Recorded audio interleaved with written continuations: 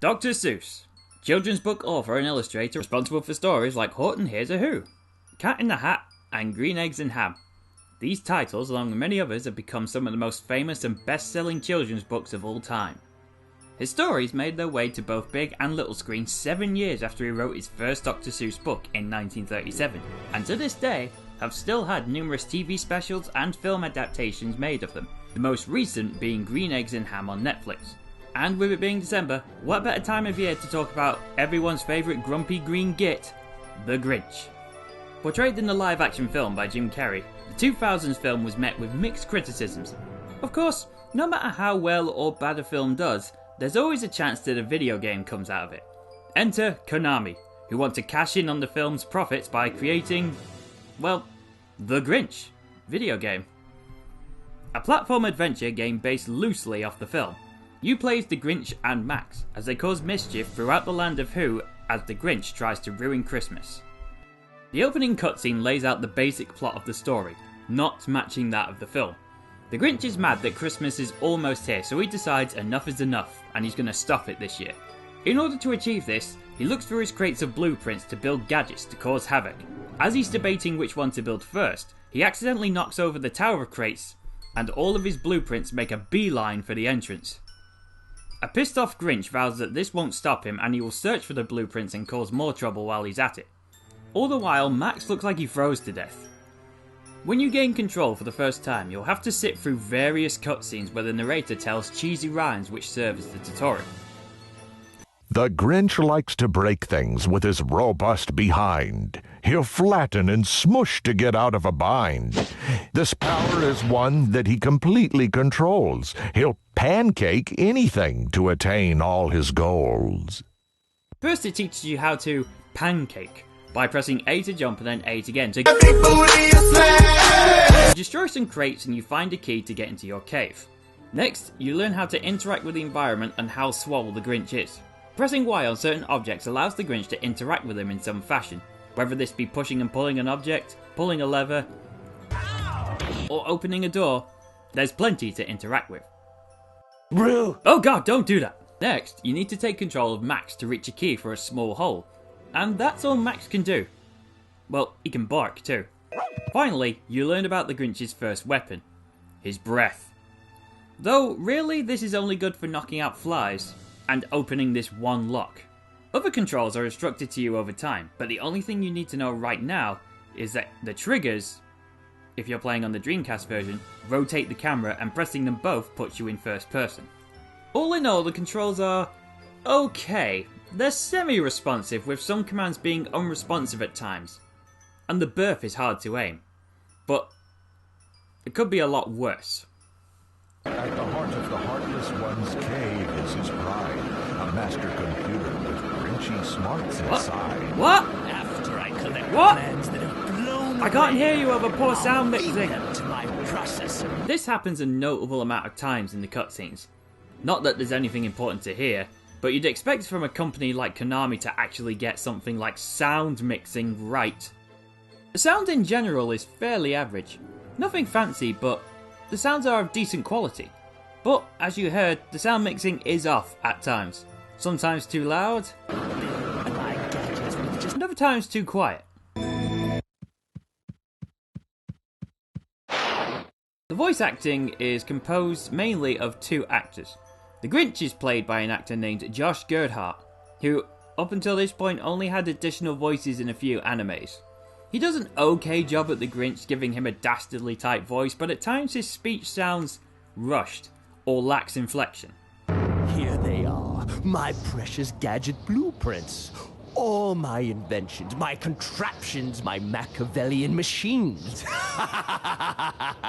The narrator, on the other hand, is much better, and that's because he's played by Adult Swim star George Lau, better known as Space Ghost. His deep and rhythmic tone are the most enjoyable element of this game. Grinch has invented a vast vacuum system. Through its miles of tubes he can get to the Who's who he feels have so dissed him.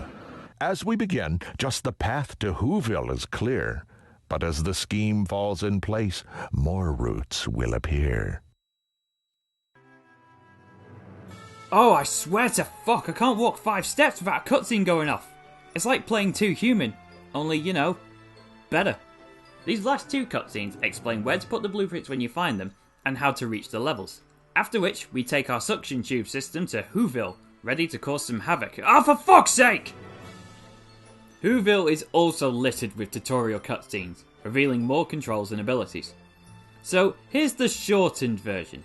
In the pause menu is a checklist of pranks for you to do. Complete enough when you unlock the next level. Kids are your worst enemy and will try and hug you to drain your health. I always knew children were parasites. Pick up rotten eggs that grow on plants for ammunition.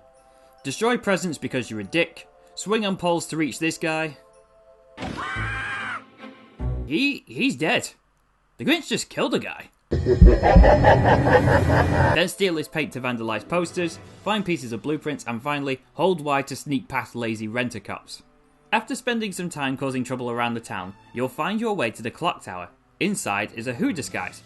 Put this on in the most revealing public dressing room ever, and you can use it to sneak into the post office to shuffle the post around. I like, but also hate, how catchy the music is here. The music is one of the better parts of this game.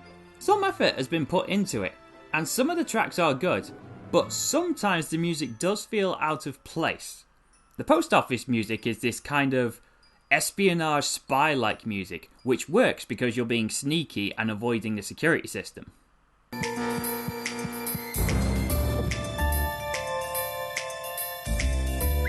Go, Max! The town's music, while feeling very generic, does match the theme of quiet town with a mischievous little runt running around.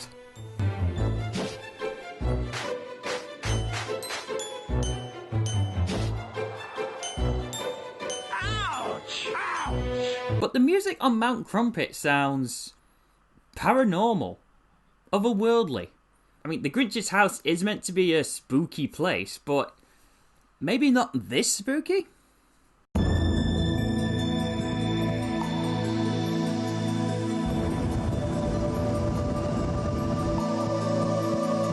In the post office, you will face your first puzzle. Loose term, but it is a kid's game. While avoiding the cameras, you will find doors with coloured lights. Max needs to navigate the vents following the lights of the door that you want to open.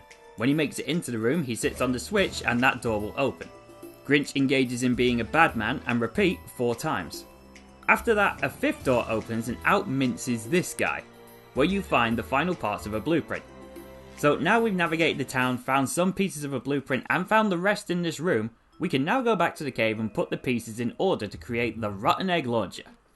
With this, you could do objectives you couldn't before and assault children. And then once you've completed a few other objectives, you can move on to the next area where you get more objectives and a chance to unlock another gadget. And that is the basic formula for the rest of the game. So, how do I summarise the Grinch? Well, the Grinch game isn't that good, you see. A game made by Konami to cash in on a movie. Its graphics aren't great, not the worst though, at best average sights as you trudge through the snow. While the motions and places are a decent pass, there's also scary faces and the Grinch is fat ass. The music is okay in this game that you might play, but that and George Lau are the best things, I say. A younger sibling would make this game last a while, yet an older gamer will think it's a shit pile. It's not the worst movie game that's been made, but there's definitely better that I've played. God, I'm creatively bankrupt. So, now you've heard of it, would you play it? Let me know down below. Thanks for watching everyone, and remember, you're always welcome at the Spectrum.